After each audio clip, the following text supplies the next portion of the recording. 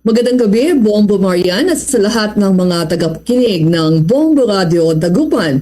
Ang iyong lingkod ay nag-uulat mula sa Tokyo, Japan na ang aming temperatura ngayon gabi ay 3 degrees. Nag-snow kanina finally dito sa Tokyo. Bihira mag-snow dito at andun na malamig ang panahon ngayon, lalong-lalo na ngayong gabi. Okay, back to you, Bombo Marian. Yes po. Ayun po, Ma'am Hana, no, dahil nabanggit ninyo na eto, malabigyan yung panahon dyan. Pero ito, Ma'am, hingi po kami ng mga sitwasyon or detalye. Kung kamusta po itong nauna rin, na napaulat pong pagkakatala ng malawakang forest fire, particular sa, tama po, northern region po ng Japan po, Ma'am Hana.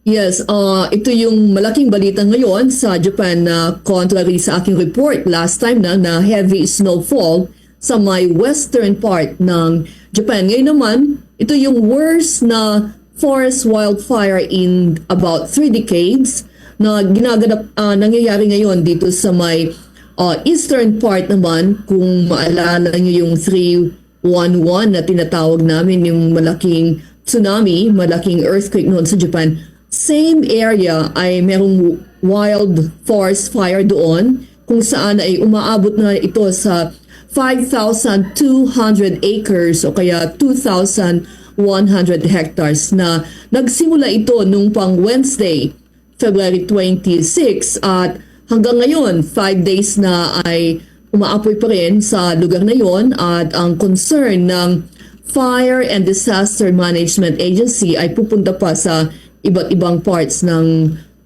region na yon na kung saan ay bulubundukin. Ang root cause kasi nito ay very low rainfall at the same time very hot summer ng 2024 kaya talagang tuyong-tuyo yung mga dahon o kaya yung mga kahoy doon kaya madali lang masunog at mag-spread yung apoy kaya imagine yun na 4,000 or, okay, I'm getting the right numbers, no? 6,400 people na, I'm sorry, baliktad, 4,600 to be exact, no? Ang pina-evacuate na sa lugar na yon sa may Iwate Prefecture, lalong-lalo na sa may Atari City of Ofunato, kung saan yung pinaka-sentro ng wild forest fire. But as of the moment, no, ang naitala na namatay ay isa. Pero ang maraming tao ay nasa evacuation area sila. So this is considered to be the worst wildfire in about 3 decades. Malawak ang affected areas ng wildfire nito. Okay, back to you, Bombo Marian. Yes po. Tukoy na ba sa ngayon, ma'am, or may mga initial information na po ba ang authorities po dyan sa Japan, dun sa possible na pinagsimulan po nitong malawakang sunog na sabi nyo nga po, parang may isa sa itinuturing po na worst forest fire dyan po sa Japan, ma'am? As of the moment, ang kanilang FDMA, yung Fire and Disaster Management Agency, ina-attribute nila ito sa low rainfall and then yung very hot summer nung last year na kung saan ay tuyong-tuyo ang bundok doon kaya madali lang masunog yung mga dahon, mga kahoy doon.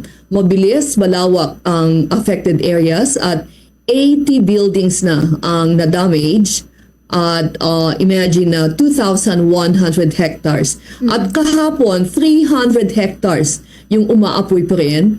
At hanggang ngayong araw na ito, kahit na dito sa part ngayon, eastern part kami, yung Tokyo, pati rin yung affected area ay nag-snow kanina. Hopefully, prayerfully, nakatulong yun yung pag-snow na matupok yung apoy. Imagine na 2,000 firefighters from 14 regions, including Tokyo, ang siya ng yung tumutupo, yung dinaday down yung apoy. So, tulong-tulong naman sa iba't ibang prefectures para lang ma-stop na itong pag-spread ng wildfire na ito. Okay, back to you, Bombo Marian. Yes po. So, bali ma'am, sa ngayon po, yung area po ba kung saan po naitala itong forest fire, protected area po ba ito at malapit lang po ba talaga siya sa mga residential areas po, ma'am? Sa area na to, actually about 3 years ago, nakabisita ko dito sa area ng Iwate, Bulubundukin, and along the Pacific Ocean actually. Kung maalala nyo yung malaking tsunami sa area na yon na so seacoast siya. Ngayon, yung bundok na malapit doon, ito yung ngayon umaapoy pa rin hanggang ngayon na just yesterday, 300 hectares yung umapoy and a total of 2,100 hectares na ang natupok nito mula pa nung Wednesday hanggang ngayon. So 5 days and then patuloy pa rin yung pag-aapoy niya. Kaya yung 2,000 plus na mga firefighters from different regions ay kanilang doing all their best para hindi na mag-spread out pa sa mga iba't ibang parts ng iba't ibang bundok na kalapit ito. Bulubundukin tong lugar nito. At mga tao ay actually along the sea coast naman ang karamihan ng mga residents doon. So, yung mga affected people, again, there are 4,600 people under evacuation advisory sila.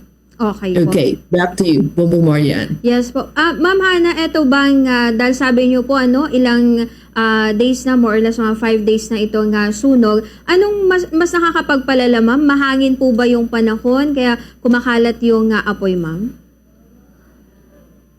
This is more of the low rainfall, kaya very dry yung area na yon, and then very hot nung summer season. So, andun pa, kahit na winter season, no, bulubundukin din. Bali sa area ng eastern part ng Japan ay hindi nag-snow. Bali with the dry season and very hot summer, ito yung main cause na ina-attribute ng FDA noon, yung what do you call this, yung Fire and Disaster Management Agency. Bali, actually, na-discuss to nung Sabado ng mga students ko. May mga nagsasabi na siguro may nasunog sa isang bahay. I mean, may pumutok sa isang bahay. Kasi nga, ang Japanese, no, may mga iba na ang kanilang heater ay kerosene. Yun ang isang kwento. Pero hindi ba confirm kung totoo yun. So far, ang rinireport ng otoridad dito galing sa FDMA, Fire and Disaster Management Agency. It's more because of the low rainfall and very hot summer last year na naging tuyong-tuyo, kaya very dry ang bulubundukin ng Iwate Prefecture. Okay po. Stricto po ba sa ngayon, ma'am, na doon sa mga nakakapasok or lumalabas malapit doon po sa region na yon or area na may nasusunog, ma'am? Stricto po ba, ma'am? As of the moment, sa nag-gather natin, no, bali, okay, maraming mga, parang sabihin mo ng domestic na flights doon, pero bali, walang advisory na nakita natin sa research kanina. But for sure, pag yung smoke nito, it would be poor visibility sa mga mga pilots. So, I believe very strict ang Japan when it comes to transportation system nila ito. When it comes to yung safety, kagaya mga nire-report ko, well-coordinated versus very systematic o kaya systemized yung kanilang ginagawa when it comes to transportation. So, kaagad yun yung kanilang iisipin, yung public safety, and then na very strict actually ang Japan sa pagputol ng mga kahoy. As much as possible, hindi sila nagpuputol ng kahoy. But then with this fire, marami nang natupok. Imagine na 2,100 hectares. Ang isang hectare is 1,000 square meters. And then just yesterday, 300 hectares. So that's about 3,000 square meters na ang natupok in just one day. So with all the transportation, especially yung aviation, I believe, andun yung kaagad na measures na gagawin ng government. And then yung mga aviation in charge din ay kanilang gagawin lahat para maging safe ang kanilang passengers or for anyone. Okay po. Okay, back to you, Bombo Marian. Yes po. Doon ma'am, sa lugar dahil ongoing pa ngayon yung pag-apula po doon sa forest fire, meron na din po ba ma'am suspension of pasok sa mga klase and even sa mga trabaho po ma'am? This is actually on the mountain area, but with the 80 buildings na damage, and then people are 4,600 residents are now in the evacuation area. So I believe may mga suspension of classes, mga community activities, and even yung mga kalakalan, affected na rin ito. At ang emotion actually ng mga tao doon ay napapaalala sa kanila yung nangyari nung 3/11, 2011 na imagine na maraming nasalanta doon dahil sa earthquake and tsunami. So ito yung parang emotion na ngayon yung atmosphere doon sa lugar na yon na they were so affected with the natural disasters, and now here comes again na they are considering this is the worst wildfire in 3 decades. Almost same area. So yeah, lahat affected yan because nasa evacuation ang mga pamilya at ma-stop o kaya talagang mag-slow down ang economic activities, yung school activities doon. Okay. Nasagot ko ba, Bombo Marian? Yes po, ma'am. Ma'am, tanong din po natin, Ma'am Hana, kung do you have information din po sa situation doon po sa thousands sa mga affected naman po na malalapit na residente doon sa pinangyarihan po nung forest fire, ma'am? Ang mga nakikita natin, yung mga tao ay nasa evacuation areas, talagang kumpul-kumpul sila doon, but again, ang dami nang nangyayaring disaster sa Japan, so very quick, very coordinated ang kanilang pag-response sa mga ganitong sitwasyon, from earthquake to tsunami to typhoon, and now we have this wildfire, forest fire. So I believe na kagad ang pag-respond ng government authorities. I have shared before na top-down response, kaagad, mabilis ang response from the Prime Minister's office until yung regional office, and then papunta na sa city, and then sa mismong community. And meron silang community system like sa atin, barangay, no? May mga in-charge yan. Maraming mga old people dito, pero well taken care of naman kasi may in-charge sa pagbisita sa bawat bahay. Like kung minsan, nare-report ko sa inyo na pag may earthquake, meron yung taga-bisita at may listahan sila kung saan nakatira yung kanilang residente, and then aalamin nila kung okay siya o kaya andun din mga forced evacuation, lalo na pag fire, no, hindi mo siya makontrol. So, andun yung, pag sinabi kasi na evacuation advisory, susunod naman mga tao, nakikinig sila sa advisory ng mga otoridad from the national to the community level of advisory. Okay, back to you, Bombo Marian. Yes po. Ma'am, may advice rin po ba ang embahada ng Pilipinas dyan po sa Japan? Of course, sa mga katulad po ninyo at mga kapwa Pinoy po na nandyan, ma'am. Dito po sa nangyaring forest fire po. Okay, so this happened actually nung Wednesday pa, no? Bali, hindi ko nakita pa yung advisory ng ating embahada dito sa Japan. For sure, may mga Filipino doon, may mga marami tayong mga kababayan na spread yung kanilang location.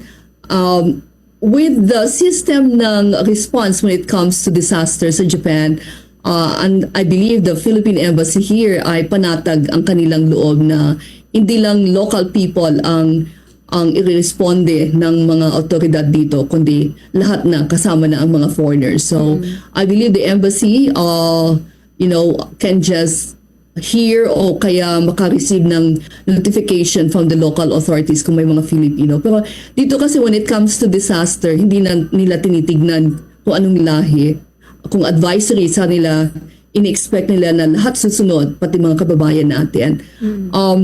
Bali, noon, nung 2011, teacher, nasa public school ako noon, nababasa ko yung mga advisory ng ating embahada. Meron din silang mga pinadala ng mga buses. Yun.